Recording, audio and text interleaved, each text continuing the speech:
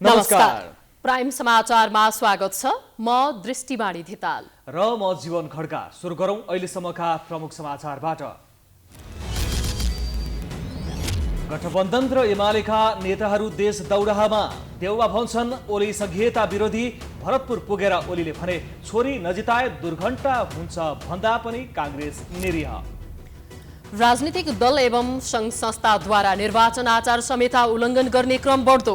दलका शीर्ष नेताहरू नै आयोगको नोटिसमा तीव्र अनुगमन भइरहेको दावी। कांग्रेस सभापति देउवा सहित शीर्ष नेता देशव्यापी गठबन्धन सभामा व्यस्त। शेखर समूहको बहिष्कार। वरिष्ठ नेता पौडेल देउवाको सहयोगी बनेको भन्दै आलोचना। आर्थिक अनियमितताका कारण विप्लव नेतृत्वको नेकपा फुट्यो। सैद्धान्तिक र दार्शनिक विचलन देखा परेकाले नयाँ पार्टी निर्माण गर्नु परेको असन्तुष्ट पक्षको जिके। आगामी आर्थिक वर्षको बजेट निर्माणको अन्तिम तयारी। उत्पादन र रोजगार मुखी प्राथमिकतामा। अर्थमन्त्री र गभर्नर बीचको टकरावले प्रभाव पर्ने आशंका। पूर्वी युक्रेनको एक स्कुलमा बम खस्दा कम्तीमा 60 जनाको मृत्यु। युक्रेनमाथि रुसले हमला गरेको 2 महिना भन्दा बढी भइसक्दा पनि युद्ध अन्त्य भएन। र अखिल नेपाल फुटबल संघद्वारा प्रशिक्षक र राष्ट्रिय टिमका खेलाडी बीचको विवादको सत्य तथ्य छानबिन गर्न 3 सदस्यीय छानबिन समिति गठन।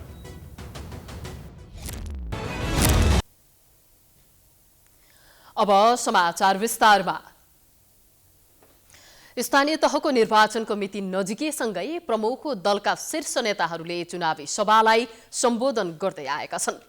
नेताहरू विभिन्न जिल्ला पुगी आफ्ना उम्मेद्वारको पक्षमा माहौल बनाउँदै हिँडेका छन्। तर भोट माग्ने नाममा अन्य दल र तिनका नेताहरूको विरोधमा उनीहरूको धेरै समय खर्चिएको छ। एक रिपोर्ट। प्रधानमन्त्री एवं नेपाली कांग्रेसका सभापति शेरबहादुर देउवाले आज पोखरा र दाङको चुनावी सभालाई सम्बोधन गरेका छन्। सभामा सभापति देउवाले गठबन्धन कांग्रेसका लागि सबैभन्दा बढी आवश्यक भएको बताए। सभापति देउवाले गठबन्धन बनेपछि पोखराको अवस्था फेरिएको बताए। गठबन्धन कांग्रेसका लागि अहिलेको आवश्यकता भएकोले गठबन्धनलाई शंका उपशंकाको रूपमा हेर्न नहुने बताए। ओलीले संसद भङ्ग गरेपछि गठबन्धन बनेको र अरू दल उधार भएर कांग्रेसलाई सरकारको नेतृत्वमा ल्याएकोले गठबन्धनलाई सफल पार्नु आफूहरूको कर्तव्य भएको बताए। उनले भने गठबन्धन बचाउन पोखरा महानगर मात्र होइन सबै पालिकामा गठबन्धनका उम्मेद्वारहरू विजयी हुन जरुरी रहेको छ। गठबन्धन बचाउनु छ भने धन आचारलाई जिताउनु पनि छ। गठबन्धन बचाउनु छ भने कुपिला राणा भट्टलाई पनि जिताउनु छ। त्यसैले गठबन्धन आवश्यक छ। गठबन्धन आवश्यक अनुसार लागि छ। गठबन्धन बचाउनु छ। गठबन्धन बचाउनका लागि अहिलेका हरेक पालिकाका यहाँ यो महानगरपालिका मात्रै होइन अरू पनि पालिका मात्रै होइन यो प्रदेशकै सबै पालिकाहरूमा पनि गठबन्धन विजय हुनु जरुरी छ। सभालाई सम्बोधन गर्दै नेकपा माओवादी केन्द्रका अध्यक्ष पुष्पकमल दाहालले गठबन्धनकै कारण सबै राजनीतिक दललाई फाइदा पुगेको बताए। निर्वाचन अग्रगमन र प्रतिगमनकारी शक्ति बीचको लडाईँ भएको बताउँदै उनले ऐतिहासिक उपलब्धि बचाउन गठबन्धनको जित आवश्यक रहेको दावी गरे। कतिपय मानिसहरूले मैले जनता धम्क्यायो हामीलाई नजिताए दुर्घटना हुन्छ भन्यो भनेर पनि गलत अर्थ लगाइएको छ। म फेरि पनि गम्भीर रूपले भन्न चाहन्छु यो गठबन्धन देशलाई राजनीतिक दुर्घटनाबाट बचाउनको लागि जन्मिएको हो। यदि यो गठबन्धन दायाँ बायाँ भयो भने देश फेरि राजनीतिक दुर्घटनामा जान सक्छ। त्यसकारण राजनीतिक दुर्घटनाबाट बचाउनको निम्ति गठबन्धनलाई सफल गर्न म विशेष रूपले अपिल गर्न चाहन्छु। चुनावी सभामा नेकपा एकीकृत समाजवादीका अध्यक्ष माधव कुमार नेपालले दम्ब देखाए विनाश हुने बताएका छन्। अध्यक्ष नेपालले कांग्रेस र कम्युनिस्ट शक्ति मिलेर मात्र परिवर्तन सम्भव भएको बताए। तर कहिले कम्युनिस्टले त कहिले कांग्रेसले दम्ब देखाउने गरेको भन्दै उनले भने दम्बले केपी ओलीको विनाश भएको आरोप लगाए।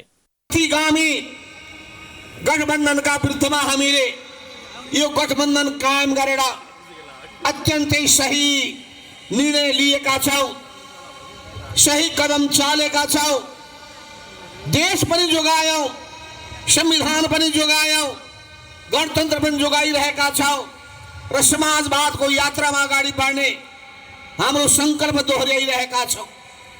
उता नेकपा एमालेका अध्यक्ष केपी शर्मा ओलीले आज रूपन्देहीको बुटवल र चितवनको चुनावी सभालाई सम्बोधन गरेका छन्। बुटवलमा आयोजित चुनावी सभामा अध्यक्ष ओलीले 5 दलीय गठबन्धन बनेपछि देशमा अलक्षिन पसेको आरोप लगाए। अध्यक्ष ओलीले गठबन्धन सरकार बनेपछि एमाले नेतृत्वको सरकारले अघि सारेका योजनामा बजेट कटौती गरेको प्रति लक्षित गर्दै ओलीले गठबन्धनलाई अलक्षिनको संज्ञा दिएका हुन्।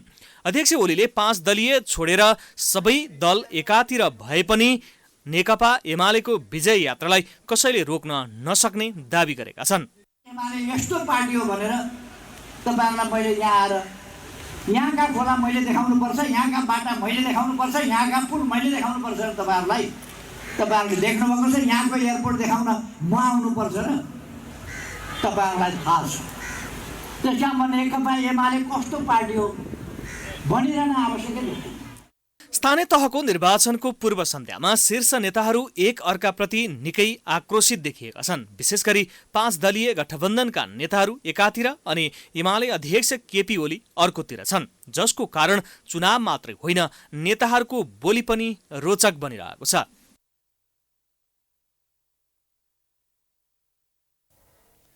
नेकपा एमालेका अध्यक्ष केपी ओलीले असार 17 गते गठबन्धनमाथि ठूलै सङ्कट आउने कुरा दोहोर्याएका छन्। पार्टी केन्द्रीय कार्यालयमा स्थानीय तहको निर्वाचनमा केन्द्रित रहेर मतदातालाई अपिल गर्ने कार्यक्रममा पत्रकारसँगको सवाल जवाफका क्रममा उनले निर्वाचन आयोगका कदमप्रति समेत प्रश्न उठाएका छन्। एक रिपोर्ट। सबैभन्दा ठूलो पार्टी नेकपा एमालेका अध्यक्ष तथा पूर्व प्रधानमन्त्री समेत रहिसकेका व्यक्तिले बिना आधार बोलेनन् होला भन्ने धेरैको अनुमान रहन्छ। तर एमाले अध्यक्ष ओलीले के को आधारमा बोलेको भनेर स्पष्ट भने पारेका छैनन्। तर उनले राजनैतिक र ग्रह दशा हेर्ने गरी ज्योतिषी 2 किसिमका हुने र दुवै किसिमका ज्योतिषीका अनुसार असार 17 गते गठबन्धनका लागि महासङ्कट आउने आफूले पाएको बताए। ज्योतिषी एउटा ग्रह दशा हेर्ने ज्योतिषी हुन्छ नि, एउटा राजनीति हेर्ने ज्योतिषी हुन्छ। अब अहिले चाहिँ दुवै प्रकारका ज्योतिषीहरू गठबन्धनका अगाडि महासङ्कट उत्पन्न हुँदैछ भन्छन्। यो ज्योतिषीहरूको कुरा हो। होइन भने प्रधानमन्त्रीज्यूले ठ्याक्कै मिलाउने आफ्नै ज्योतिषी हुनुहुन्छ नि उहाँलाई बोलाएर सोध्नुभयो।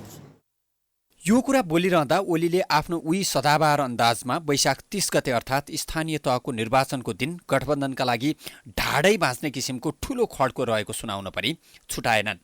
ओलीले प्रष्ट केही नबताए पनि नेकपा माओवादी केन्द्रलाई दिनका लागि नेपाली काङ्ग्रेसको भन्दा धेरै क्रय शक्ति आफूसँग रहेको बताएर माओवादी र एमाले मिल्न सक्ने सङ्केत भने गरेका छन्। कुनै बेला एउटै पार्टी नेकपामा रहेका 3 पार्टी नेकपा एमाले, नेकपा माओवादी केन्द्र र नेकपा एकीकृत समाजवादी पार्टीका शीर्ष नेताहरूबीच आरोप प्रत्यारोप र व्यक्तिगत टीका टिप्पणी भइरहेको अवस्थामा ओलीले एमाले माओवादी मिल्न सक्ने सङ्केत गरेका हुन्। ओलीको यस्तो अभिव्यक्ति गठबन्धनतर्फ जान सक्ने भोटलाई आफूतर्फ आकर्षित गर्न गरिएको हो वा दुई पार्टीको बीचमा यस्तो केही तयारी पनि हुँदैछ? त्यो त नेकपा माओवादी केन्द्रको प्रतिक्रिया आइसकेपछि अथवा विषयवस्तु केही तयारी साथ अगाडि बढेपछि मात्रै थाहा हुनेछ। पटक पटक निर्वाचन आयोगप्रति प्रश्न उठाउँदै आएका ओलीले आइतबार पनि आयोगप्रति औँला ठड्याए। उनले आफ्नै प्रधानमन्त्रीत्व कालमा आयोगको प्रमुख आयुक्त एवं आयुक्त बनेकाहरूलाई नै निष्पक्ष भूमिकामा नदेखिएको आरोप लगाएका थिए। रङ फेर्न पर्छ भने त्यो फेर्दा अरू पनि राजनीतिक दलहरूसँग कुरा गर्नुपर्ने। हामीले अहिले मुद्दा हालेनौँ यस विषयमा। यो मुद्दा हाल्नुपर्ने विषय हो र यसलाई बदर गराउनु पर्ने विषय हो। यो स्वच्छ ढङ्गले आएन। रातो सूर्य पनि हरियो हुने, हरियो रुखलाई हरियो पार्नका लागि रातो सूर्य पनि हरियो बनाउनु पर्ने, यो कुनै न्यायको कुरा होइन यदि कसैले पनि स्वतन्त्र दिमागले सोच्यो भने। ओलीले काङ्ग्रेसले संसदलाई बन्धक बनाएको र स्वतन्त्र न्यायपालिकामाथि आघात पुर्याएको आरोप लगाएका छन्। संसदीय मूल्य मान्यतालाई कुल्चिँदै काङ्ग्रेसले संसदलाई बन्धक बनाएको र स्वतन्त्र न्यायपालिकामाथि आघात पुर्याएको ओलीको जिकिर छ। तत्कालीन अवस्थामा संसद विघटनको विकल्प आफूसँग नरहेको उनले बताए। ओलीले बहुदलीय व्यवस्था स्थापना पछिको 30 वर्षमा अधिकांश समय काङ्ग्रेसले शासन गरेको भन्दै अब 1 दशक एमालेले नेतृत्व गर्न पाए विकास र समृद्धिको उत्कर्षमा मुलुकलाई पुर्याउने दावी गरेका छन्। पत्रकार सम्मेलनमा ओलीले निर्वाचनका लागि 67 बुँदे अपिल पत्र पढेर सुनाएका थिए।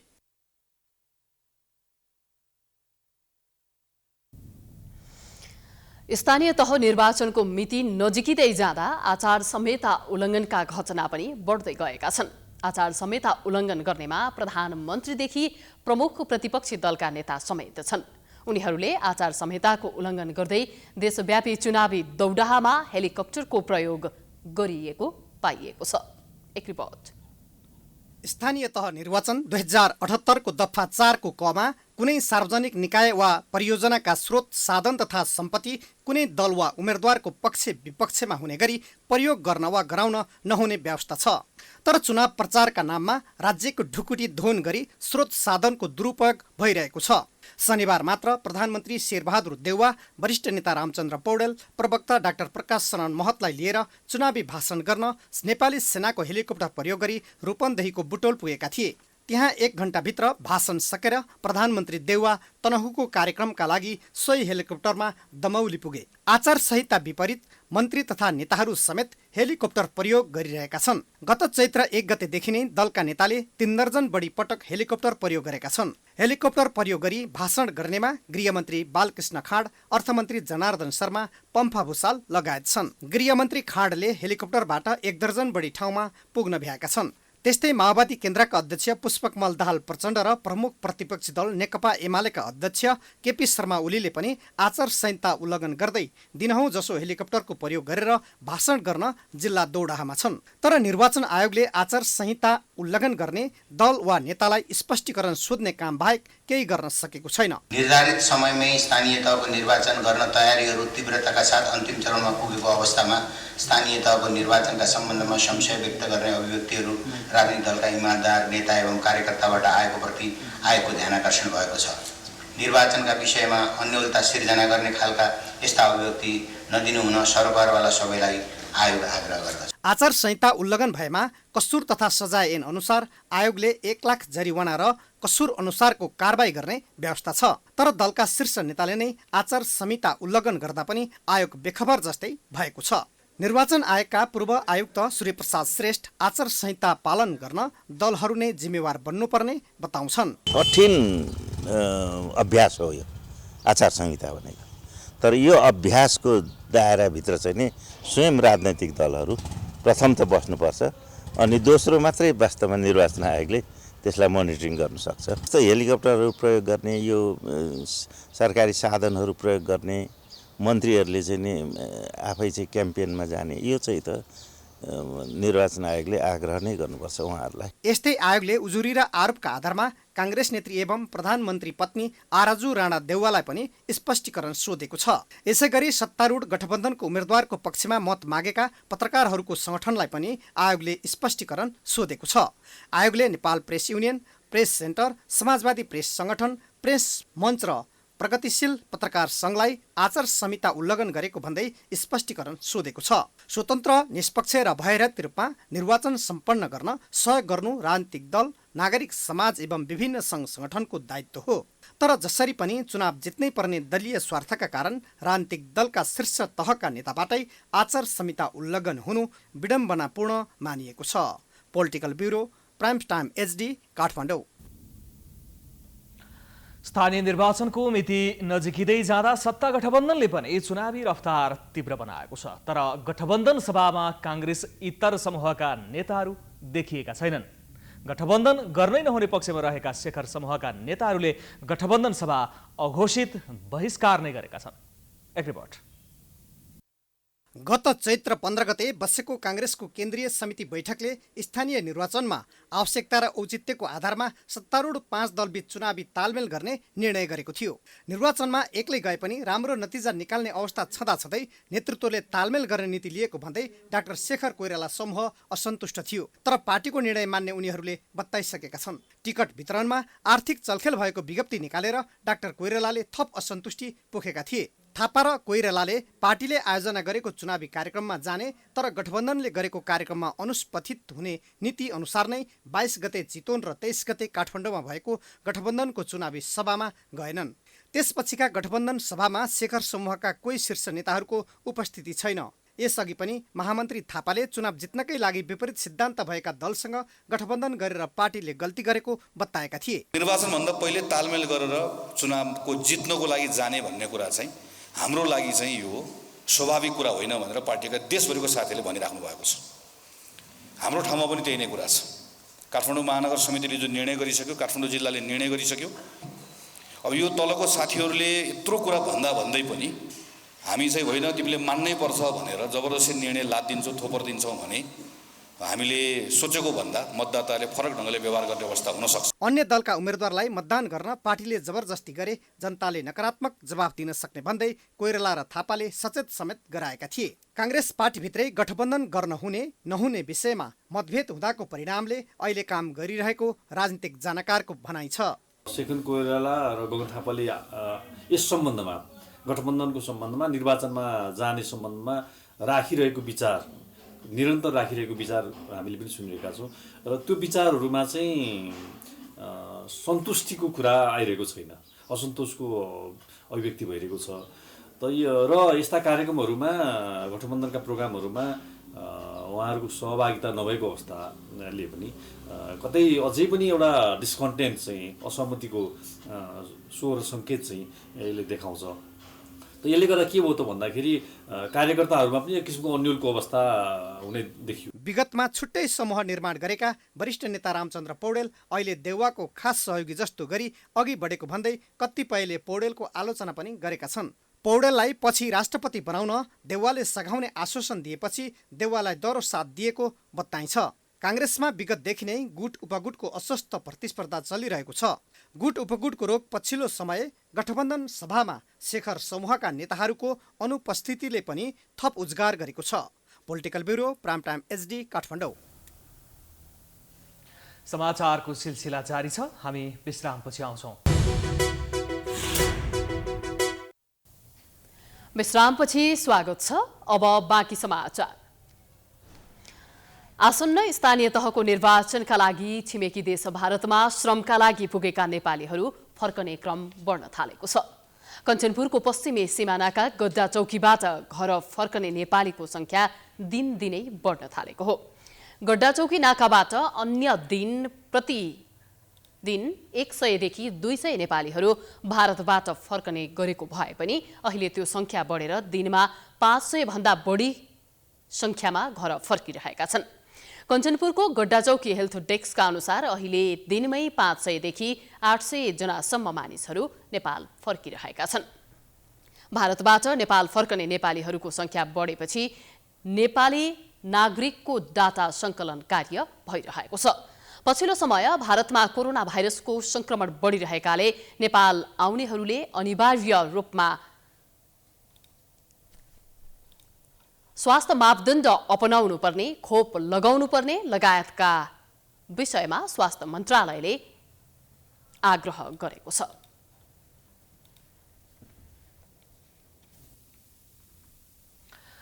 विप्लव नेतृत्वको नेपाल कम्युनिस्ट पार्टीबाट फुटेर बनेको नयाँ पार्टी नेकपा बहुमतले देशका सबै क्रान्तिकारी शक्तिसँग एकता गरी बृहत कम्युनिस्ट केन्द्र निर्माण गर्ने बताएको छ।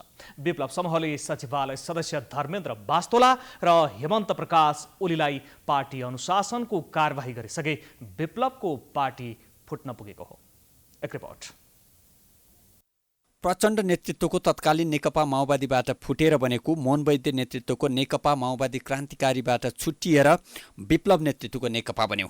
अहिले विप्लव समूहबाट समेत टुक्रिएर त्यही नेकपा पनि फुटेको छ। फुटेर बनेको नेकपा बहुमतका संयोजक धर्मेन्द्र बास्तोलाका अनुसार नेकपा महासचिव विप्लवमा राजनैतिक, सैद्धान्तिक र दार्शनिक विचलन देखा परेकाले नयाँ पार्टी निर्माण गर्नु परेको हो।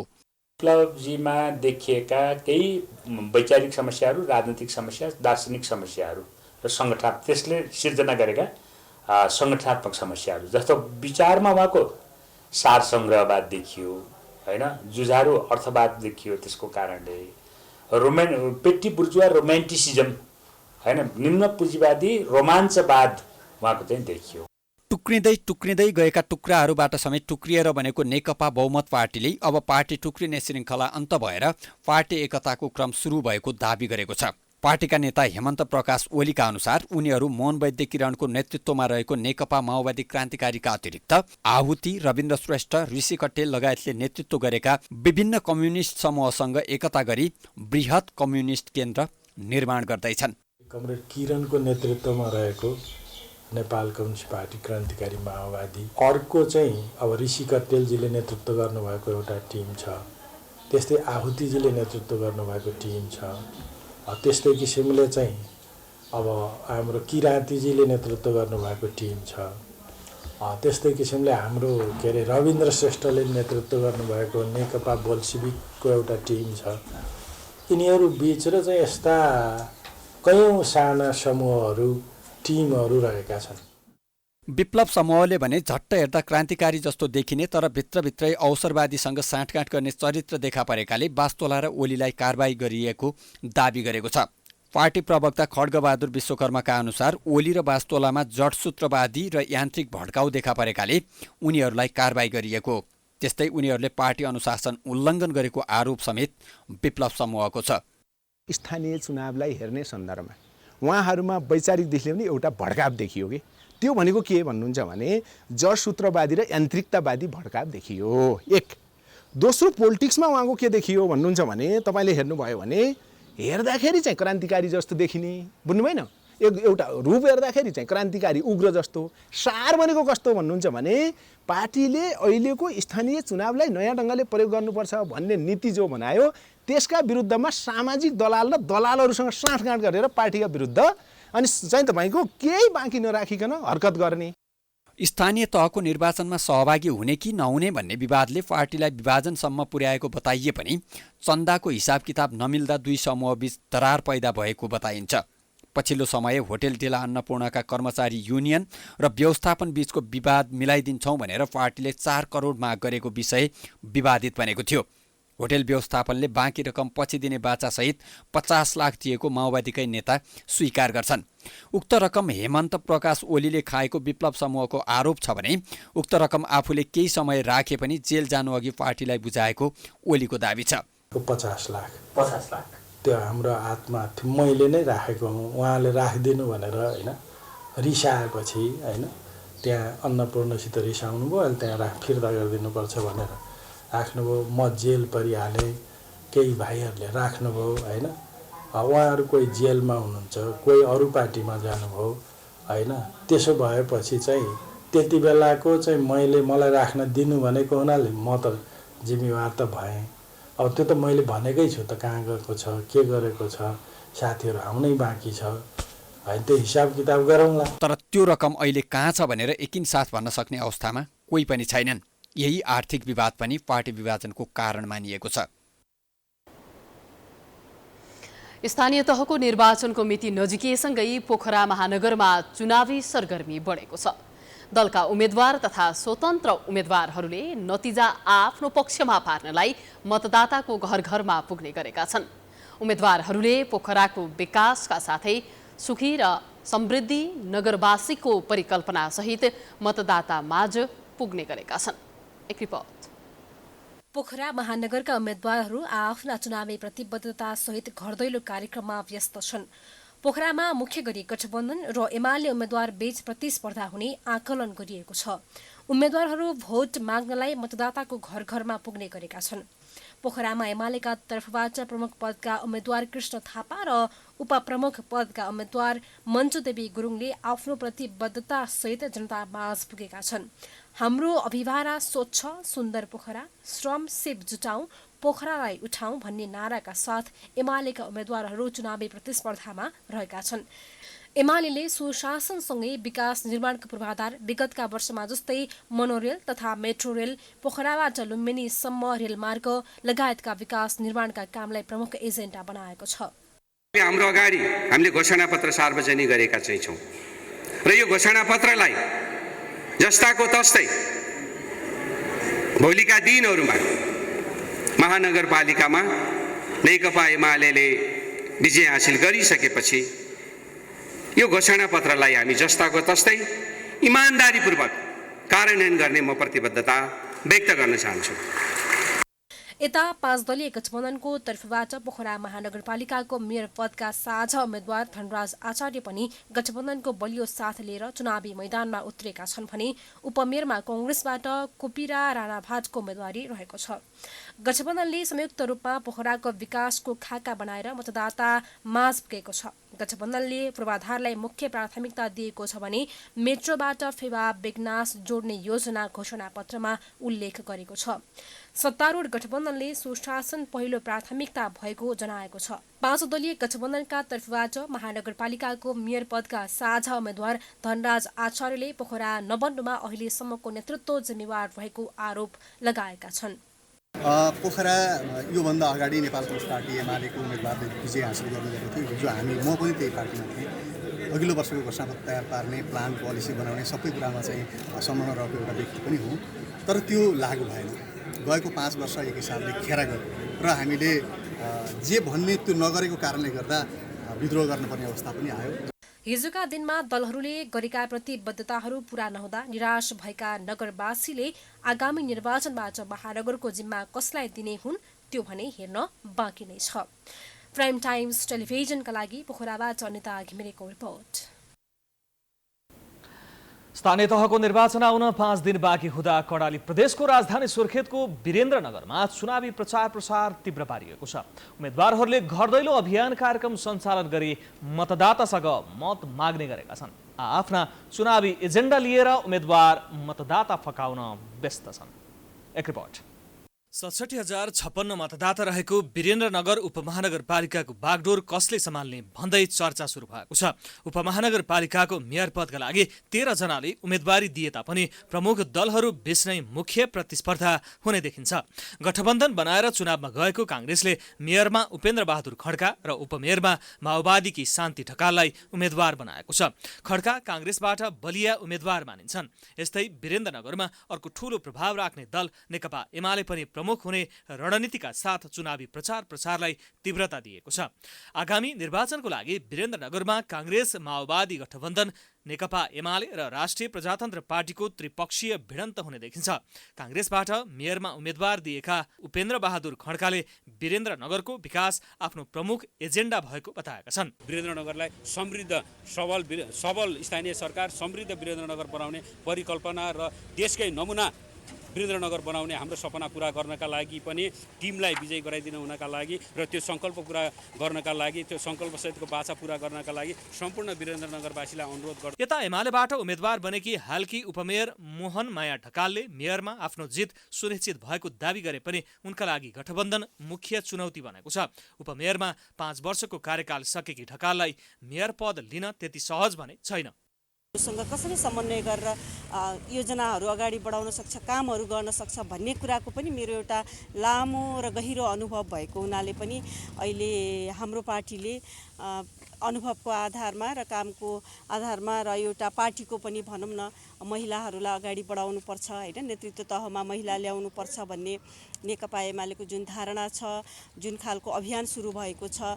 अहिले केन्द्रीय अधिवेशनदेखि वडा अधिवेशनसम्म 33% महिला सहभागिता सुनिश्चित भइसकेपछि हाम्रो सङ्गठन अखिल नेपाल महिला सङ्घले पनि अब नेतृत्वमा महिला भन्ने जुन अभियान चालेको छ त्यसलाई पार्टीले अगाडि बढाएको छ। त्यसको प्रतिनिधि पात्रको रूपमा पनि अहिले म चाहिँ छु। यस्तै वीरेन्द्रनगरमा राष्ट्रिय प्रजातन्त्र पार्टीले पनि आफ्नो उम्मेदवारी दिएको छ। राप्रपाले 17 वर्ष अघि मेयर पद सम्हालिसकेका प्रभावशाली नेता मुकुन्द श्याम गिरीलाई उम्मेदवारी बनाएको छ। पछिल्लो समय जनलहर बढ्दै गएको राप्रपाले पनि मेयर पदका लागि प्रभाव जमाउन सक्ने आकलन कतिपयको छ। राप्रपा आफ्नो विरासत जोगाउने दाउमा छ। राजा वीरेन्द्रले चीन सरकारको सहयोगमा निर्माण गर्न लगाइदिएको घण्टाघर जो नगरपालिकाको ढोका अगाडि छ, त्यो घण्टाघरको सुइरो विगत 10 वर्षदेखि बन्द छ।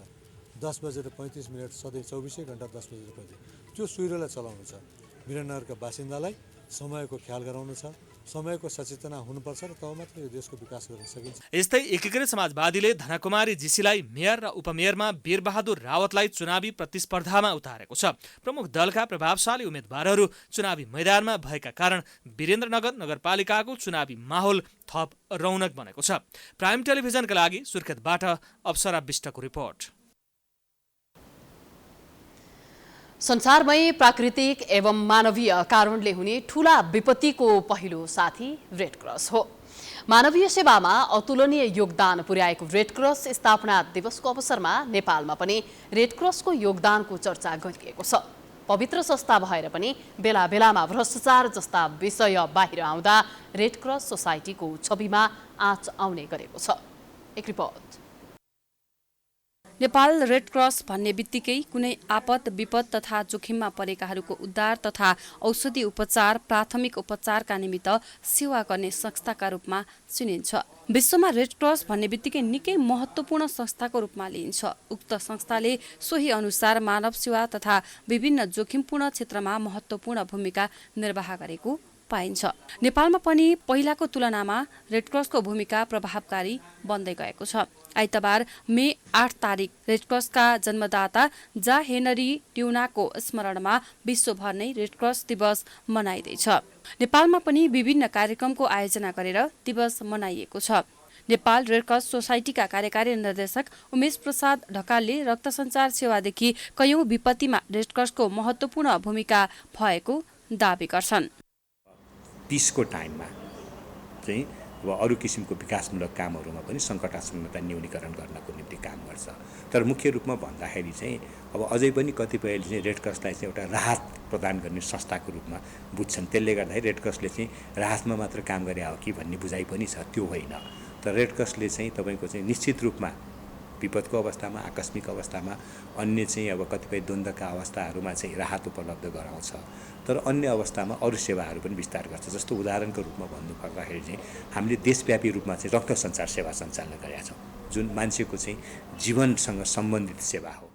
विपद तथा सङ्कट व्यवस्थापनमा विशेष गरेर बाढी पहिरो आगजनी दुर्घटना चट्याङ हावाहुरी जस्ता विपदहरूबाट क्षति कम गर्न विपद पूर्व तयारी सम्बन्धी जनचेतनामूलक कार्यक्रममा समेत महत्त्वपूर्ण भूमिका देखिन्छ। कोरोना महामारीको बेलामा रेड क्रसको भूमिकामा महत्त्वपूर्ण थियो। विपद पूर्व तयारी स्वरूप विभिन्न स्तरका तालिम दिनुको साथै समुदाय स्तरका स्वयंसेवक उत्पादन गरी उपशाखा मार्फत सेवा प्रदान गर्दै आएको छ। त्यस्तै रेड क्रसमा युवाहरूको भूमिका पनि महत्त्वपूर्ण मानिएको छ। ब्लड डोनेसन प्रोग्राम चाहिँ महिनाको अब ती 3 महिनामा चाहिँ हामीले रेगुलर वर्षमा 4 चोटि गर्ने गरेका छौँ होइन। प्राथमिक उपचारका प्रोग्रामहरू जस्तै कलेजभित्रै होस् या बाहिर पनि विभिन्न जात्राहरू हुन्छ, विभिन्न प्रोग्रामहरू हुन्छ, त्यस्तोमा चाहिँ प्राथमिक उपचार टोली नै एउटा खटाएर चाहिँ काम गर्ने गरेका छौँ। अनि मेम्बरसिप डिस्ट्रिब्युसन भनेर चाहिँ एउटा युवा रेड क्रस सर्कलका सदस्यताबाट चाहिँ कलेजमै अब वर्षमा चाहिँ हामीले 1000 देखि 1500 जना चाहिँ सदस्यताहरू लिने गरेका छौँ। नेपालमा रेड क्रस रक्तदान अनि सहज रक्त उपलब्धताका लागि रेड क्रस अद्वितीय संस्था हो। साथै अपाङ्गताको क्षेत्रमा पनि सशस्त्र द्वन्द्वमा हराएका र बेपत्ता पारिएका परिवारलाई सोही सूचना प्रदान गर्न र वर्तमान समयमा पुनर्निर्माण हातेमालोको सहकार्यमा समेत रेड क्रसको भूमिका उल्लेखिए रहेको छ। यस्तो पवित्र संस्थामा पनि बेला बेलामा अनियमितताका घटना बाहिरिने गरेको छ, जसले गर्दा यसको मर्यादामै आँच आउने विश्लेषण पनि गरिन्छ। समाचारको सिलसिला जारी छ, हामी विश्रामपछि आउँछौँ। विश्रामपछि पुनः स्वागत छ। अब आर्थिक समाचार।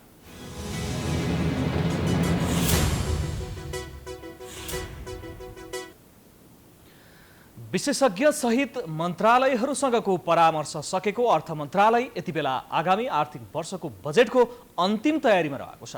आगामी बजेट वर्तमान आर्थिक समस्याको हल दीर्घकालीन रूपमा गर्ने गरी आयात प्रतिस्थापन, उत्पादन वृद्धि र रोजगारी विस्तारमा केन्द्रित हुने भएको छ। गभर्नर विवादको विषयलाई लिएर बजेटमा प्रभाव पर्न सक्छ भन्ने आकलनका बीच राष्ट्र बैंक र अरू निकायसँगको समन्वयमा बजेट आउने अर्थको दाबी छ। एक रिपोर्ट। सहितदेखि कृषि, शिक्षा, सहकारी, दलित, अपाङ्ग लगायत सबै क्षेत्रका सरकार, निकाय, विज्ञ, सबै मन्त्रालय र अर्थविदसँगको छलफल र परामर्शपछि आगामी आर्थिक वर्ष 2079-80 को बजेटको अन्तिम तयारीमा यति बेला अर्थ मन्त्रालय जुटेको छ। संवैधानिक व्यवस्था अनुसार जेठ 15 मा बजेट आउने र त्यस अगाडिका पूर्व बजेट छलफल सहित सबै संवैधानिक प्रक्रिया सकेर प्रतिनिधि सभाबाट बजेट ल्याइने अर्थ मन्त्रालयका वरिष्ठ आर्थिक सल्लाहकार डाक्टर सुरेन्द्र कुमार उप्रेतीले बताएका छन्। 4 दशकदेखि नेपालको आर्थिक क्षेत्रमा एकै किसिमको समस्या दोहोरिरहेको भन्दै उनले आयातमुखी अर्थतन्त्रलाई उत्पादनमुखी र रोजगारमुखी बनाउने विषयलाई बजेटले विशेष जोड दिएर दीर्घकालीन आर्थिक विकासको लक्ष्य लिने स्पष्ट पारे। संवैधानिक व्यवस्था अनुसार हाम्रो परम्परा अनुसार जे जति हामीले चाहिँ स्टेपहरूबाट बजेट प्रस्तुत गर्ने हो त्यो कम्प्रिहेन्सिभ स्टेपमै हामी जान्छौँ र त्यो अनुसार नै बजेट तय भएर प्रस्तुत हुन्छ। अबको आर्थिक नीतिहरू अथवा बजेट कार्यक्रमहरू चाहिँ देशलाई देशको यो आयातमुखी अर्थतन्त्रलाई उत्पादनमुखी वा रोजगारमुखी र आत्मनिर्भर अर्थतन्त्र विकास गर्नका लागि नै डाइरेक्टेड हुनेछ। पछिल्लो समय अर्थमन्त्री जनार्दन शर्मा र नेपाल राष्ट्र ब्याङ्कका गभर्नर महाप्रसाद अधिकारी बीच देखिएको टकरावले बजेटमा प्रभाव पर्ने बाहिर आकलन भइरहेका बेला अर्थले भने दुई निकायबीच कुनै समस्या नरहेको स्पष्ट पारेको छ। राष्ट्र ब्याङ्कसहित सबै निकायहरूसँगको संस्थागत समन्वयमा बजेट निर्माण भइरहेको मन्त्रालयको भनाइ छ। मुलुकको अर्थतन्त्रमा अहिले काम गर्ने निकायहरूमा चाहिँ नेपाल सरकार, अर्थ मन्त्रालय वा उद्योग वाणिज्य मन्त्रालय, अन्य मन्त्रालय, राष्ट्र ब्याङ्क सबैले काम गर्छन् र यो एउटा इन्स्टिट्युसनल एउटा संस्थागत सम्बन्ध र समन्वयको कुरा हो। यहाँनिर अहिले नेपाल राष्ट्र ब्याङ्क, अर्थ मन्त्रालय वा अन्य मन्त्रालयहरू जे जति छ वा कन्सर्न निकायहरू छ जति यो सबैसँग एकदमै कोअर्डिनेटेड रूपमा काम गरिराखेको छ। त्यसो हुँदाखेरि झन् नेपाल राष्ट्र ब्याङ्क त नेपाल सरकारको सल्लाहकार हो, आर्थिक सल्लाहकार हो। त्यसो भएको कारणले पनि हामीले एकदम कोअर्डिनेटेड फर्ममा नै हामीले काम गरिराखेका छौँ। 2040 साल पछाडि सरकारले खर्च गर्ने क्षमता राख्न नसकेको एक अध्ययनलाई मध्यनजर गर्दै बजेटको प्रभावकारी खर्च र खर्च गर्ने क्षमता सुधारमा विशेष ध्यान दिने अर्थले स्पष्ट पारेको छ। खर्चमा मितव्ययिता, पारदर्शिता र कार्यकुशलतामा आगामी वर्षको बजेट केन्द्रित बन्ने र कार्यान्वयनमा जान सक्ने बजेट मात्र आउने अर्थको दाबी छ। प्राइम टाइम्स एसडीका लागि क्यामेरामा अमृत भट्टका साथ हरिशरण नेउपाने, काठमाडौँ। अब अन्तर्राष्ट्रिय समाचार।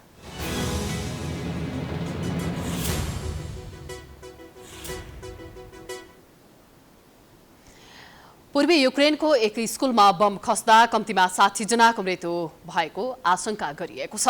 युक्रेनमाथि रुसले हमला गरेको 2 महिना भन्दा बढी भइसकेको छ, तर युद्ध रोकिएको छैन। हमला लगातार जारी छ। रुसले लुहान्स्क प्रान्तका गभर्नर सेर्हिय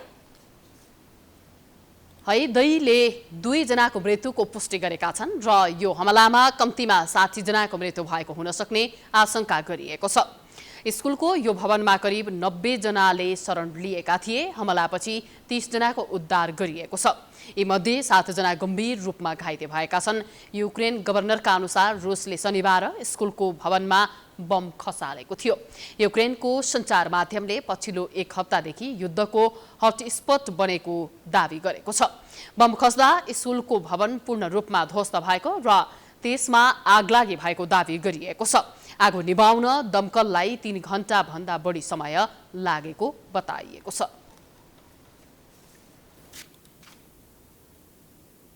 अब खेलकुद समाचार।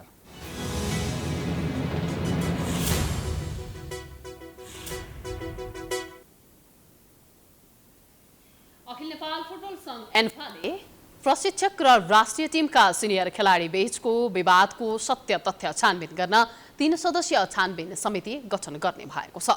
समितिको संयोजक भेक्टर राणाले गर्नेछन् भने सदस्यमा पूर्व अन्तर्राष्ट्रिय खेलाडी विदुर विष्ट र राष्ट्रिय तथा अन्तर्राष्ट्रिय खेलाडी सङ्घका उपाध्यक्ष दीपक थापा छन्। समितिले 7 दिनमा छानबिन गरी एन्फालाई सत्य तथ्य सहित रिपोर्ट बुझाउनेछ। पछिल्लो समय नेपाली फुटबल टिमका मुख्य प्रशिक्षक र खेलाडी विवाद बढ्दै गएपछि विवाद समाधानका लागि आज बैठक बसेको थियो। यसअघि गत बुधबार एन्फाले भेक्टर राणा मात्रै रहने गरी 1 सदस्यीय छानबिन समिति गठन गरेको समाचार आफ्नो वेबसाइटमा प्रकाशित गरेको थियो, तर 5 मिनेट नबित्दै हटाइएको थियो। नेपालले 1 महिनापछि कुवेतमा एएफसी एसिया कप छनौटको खेल खेल्दैछ र त्यसपछि कतारमा अफगानिस्तानसँग 2 वटा मैत्रीपूर्ण खेल खेल्ने तालिका रहेको छ। प्रशिक्षकको व्यवहारका कारण सिनियर खेलाडीले क्याम्प छाडेपछि विवाद सार्वजनिक भएको थियो। खेलाडीहरूले प्रशिक्षकका कारण आफूहरूले क्याम्प छाडेको बताएका थिए। यसैगरी एन्फाको संस्थापनेतर पक्षमा रहेका वरिष्ठ उपाध्यक्ष पङ्कज नेमवाङ, उपाध्यक्षद्वय वीरबहादुर खड्का, कृष्ण थापा र सदस्य दावा लामाले बैठक माग गर्दै निवेदन दिएका थिए। विवादका कारण यो विषयमा खेलाडी र प्रशिक्षकले पनि पत्र मार्फत एन्फालाई जानकारी गराइसकेका छन्। एन्फा बैठकमा कार्यसमितिका सत्रमध्ये राजीनामा दिएका 3 सदस्य बाहेक अरू उपस्थित थिए।